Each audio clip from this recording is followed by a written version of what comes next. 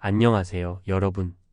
혹시 내가 은퇴하면 편안하게 쉬면서 여유롭게 여행도 다니고 손주들 용돈도 넉넉하게 줄 수 있겠지? 하고 막연히 생각해 보신 적 없으세요?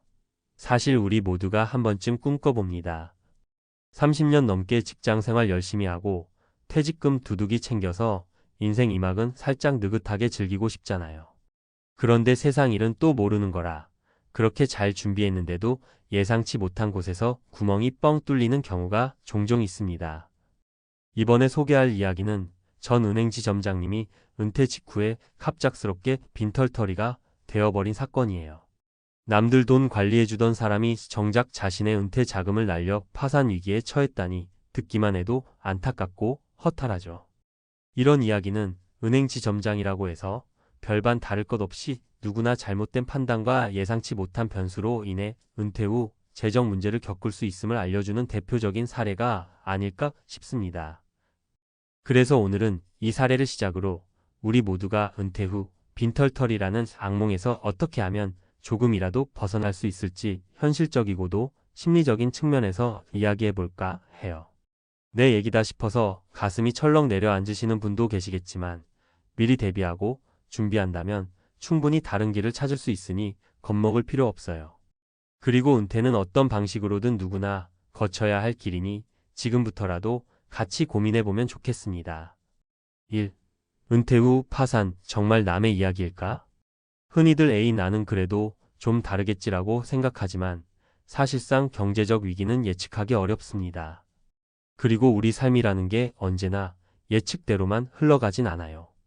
겉보기에는 모든 게 안정적이어 보이던 사람조차 한두 번의 잘못된 투자나 자영업 실패 혹은 건강 문제만으로 순식간에 나락으로 떨어질 수 있거든요. 전 은행지 점장이었던 어씨도 그런 경우였다고 해요. 물론 처음부터 어씨가 아무 준비도 없이 은퇴를 맞이한 건 아니었습니다. 오랜 경력 덕분에 퇴직금도 어느 정도 받고 관리를 나름 잘한다고 생각했겠죠.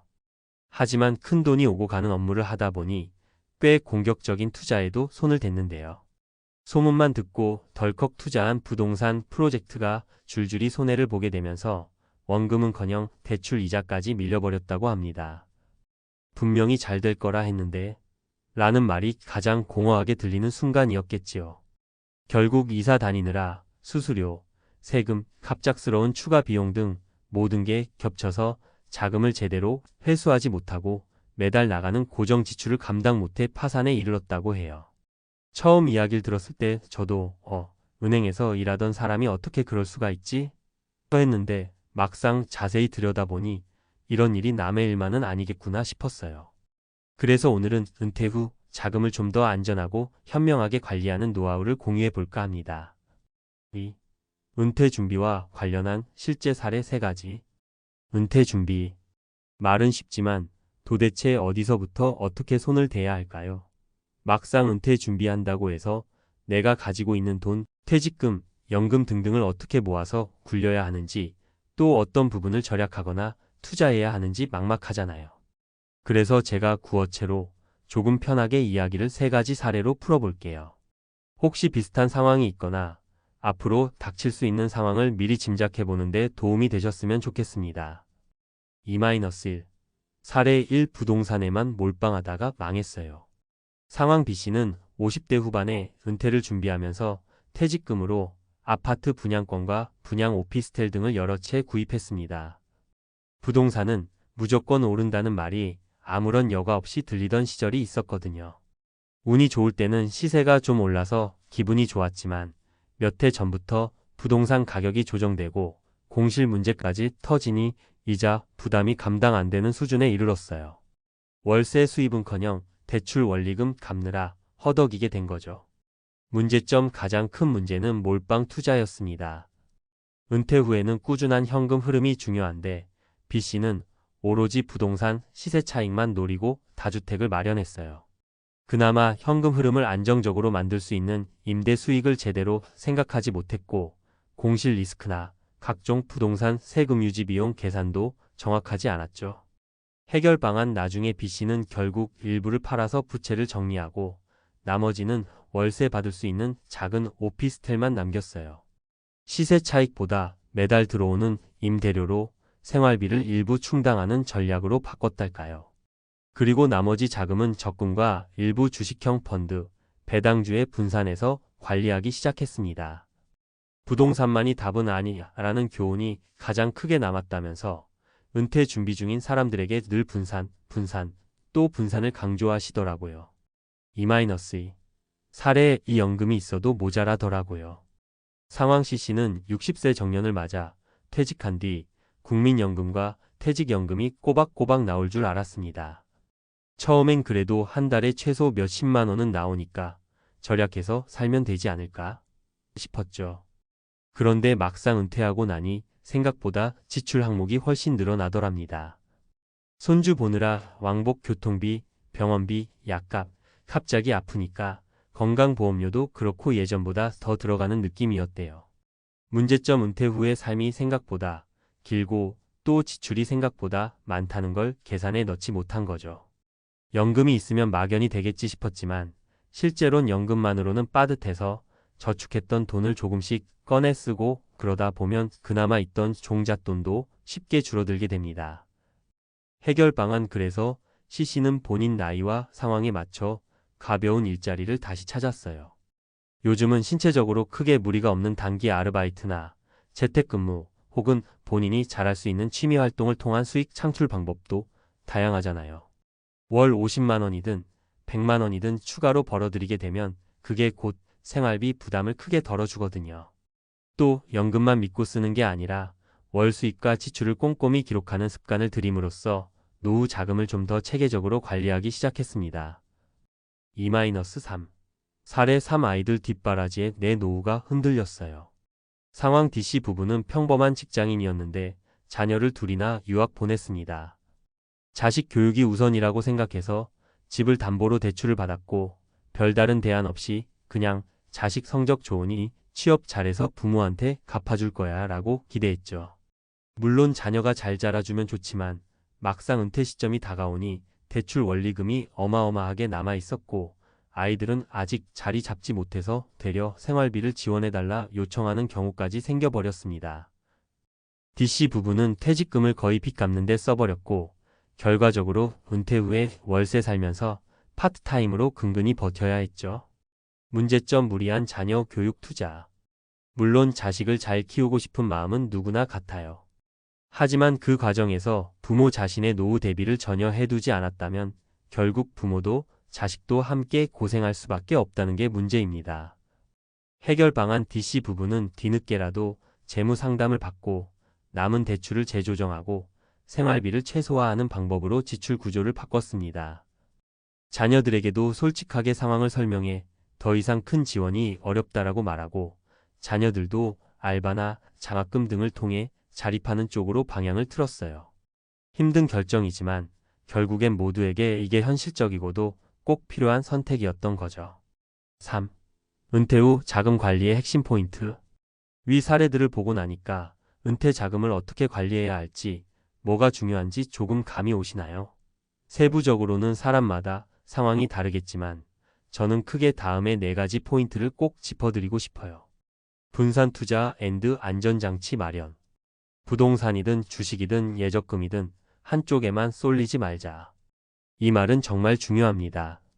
은퇴 후에는 소득이 예전처럼 안정적으로 들어오지 않으니까 위험한 투자에 한 방에 무너질 가능성이 더욱 커요. 설령 수익률이 좀 낮더라도 손실 위험이 적은 상품을 일정 부분 가져가는 게 정신 건강에도 좋고 실제 재정 건전성에도 훨씬 유리합니다. 현금 흐름 캐시플로우의 확보. 은퇴하면 가장 큰 걱정이 매달 나가는 생활비를 어떻게 충당하느냐잖아요. 그러니 안정적인 월 수입을 만들 수 있는 방법을 고민해야 해요. 공실률 낮은 임대부동산, 배당주, 월지급식 펀드, 혹은 적절한 아르바이트나 재취업 같은 방식을 통해 수입원을 하나라도 더 만들어두면 심리적 불안이 확 줄어듭니다. 지출 구조 점검 앤드 예산 관리. 돈 벌 때는 대충 어느 정도 들어와서 빠져나가겠지라고 생각하지만 은퇴 후에는 사정이 다릅니다. 매달 통장에 꽂히는 월급이 없으니 들어오는 돈과 나가는 돈을 꼼꼼하게 기록하고 관리해야 해요. 처음엔 번거롭지만 한번 패턴을 파악해두면 다음 달, 다음에 예산을 세우기가 훨씬 쉬워집니다. 가족 간의 소통 앤드 계획 공유. 자녀 뒷바라지, 부모님 의료비, 갑작스러운 손주 양육 비용 등등 우리가 예상하지 못했던 일이 자주 생겨요. 이런 문제는 가족끼리 솔직히 대화를 나누고 상황을 공유하는 과정에서 덜어낼 수 있습니다. 돈 이야기는 좀 불편해라는 생각에 피하면 결국 조용히 누군가가 감당 못할 짐을 지게 되거든요. 가족이라면 더욱더 서로의 노후 계획을 털어놓고 조율하는 자세가 필요해요. 4. 전 은행지 점장이 던지는 교훈. 이제 다시 처음 이야기로 돌아가 볼까요? 전 은행지 점장인 어 씨가 은퇴 후 파산에 빠진 사건은 사실 큰 돈을 굴리던 사람이던 소규모 사업을 하던 사람이던 누구에게나 일어날 수 있다는 중요한 메시지를 줍니다. 전문적 지식이 있다고 해도 은퇴는 한 번도 겪어보지 않은 새로운 전환점이니까요. 수십 년간 남들 돈 관리를 해봤더라도 막상 내 노후 자금이 걸려있는 일이라면 심리적으로 조급해지기도 하고 또 주변에서 지금이 기회야 라고 부추기면 순식간에 큰 돈을 투자해버릴 수도 있어요. 마음의 여유가 없는 상태에서 내린 결정은 나중에 큰 후폭풍이 될 수 있습니다. 그러니까 가장 중요한 것은 심리적 안정과 체계적인 계획이에요. 투자나 큰 지출 결정을 하기 전에 내가 지금 잃더라도 감당 가능한 수준인지 5년 뒤, 10년 뒤에도 내 생활이 유지될 수 있는지 늘 객관적으로 점검하는 습관이 필요합니다. 그리고 경제적 지식이 부족하다고 느껴진다면 전문가, 상담도 좋지만 한 명의 전문가가 아니라 여러 의견을 종합해보는 과정을 거쳐보세요. 결국 내 노후 자금을 책임지는 건 나 자신이니까 누구 말만 그대로 믿고 움직이기엔 위험이 크잖아요. 5. 마무리하며. 한창 일할 때는 은퇴가 멀게만 느껴지고 내가 60, 70대가 되면 뭐 그때 가서 생각해보지라고 넘길 수 있어요. 그런데 막상 그 시점이 되면 정말 순식간에 시간이 간 것처럼 느껴집니다. 그리고 일단 은퇴 후에 문제들이 터지면 다시 예전으로 돌아가서 해결하기가 어려운 게 현실이에요. 그렇다고 너무 좌절하거나 미리부터 불안에 떨 필요는 없어요. 사실 많은 분들이 여러 가지 시행착오를 겪기도 하고 또 그걸 극복해 나가면서 새로운 길을 열고 있거든요. 중요한 건 일찍 준비를 시작하고 무리하거나 감정적으로 판단하지 않고 내 상황과 여건에 맞는 은퇴 생활 설계를 해나가는 거예요. 오늘 말씀드린 사례 3가지와 전 은행지 점장의 파산 이야기가 조금이나마 여러분에게 경각심을 심어주고 동시에 나도 내게 맞는 은퇴 준비를 좀 더 구체적으로 해야겠다라는 동기부여가 되었길 바랍니다. 지금부터라도 가계부 들여다보고 연금 상황 체크하고 필요하다면 새로운 소일거리를 찾는 데 도전해보세요. 그리고 무엇보다 가족이나 가까운 지인들과 고민을 함께 나누다 보면 분명 더 나은 해답을 찾으실 거예요. 자, 이제 저도 슬슬 제 은퇴 계획을 다시 점검하러 가봐야겠습니다. 노후 자금은 절대 남의 일이 아니다. 이 말 꼭 기억해 두세요. 모두가 은퇴 후에도 안정되고 행복한 생활을 이어나갈 수 있도록 우리 함께 미리 대비하고 노력해 보자고요. 감사합니다.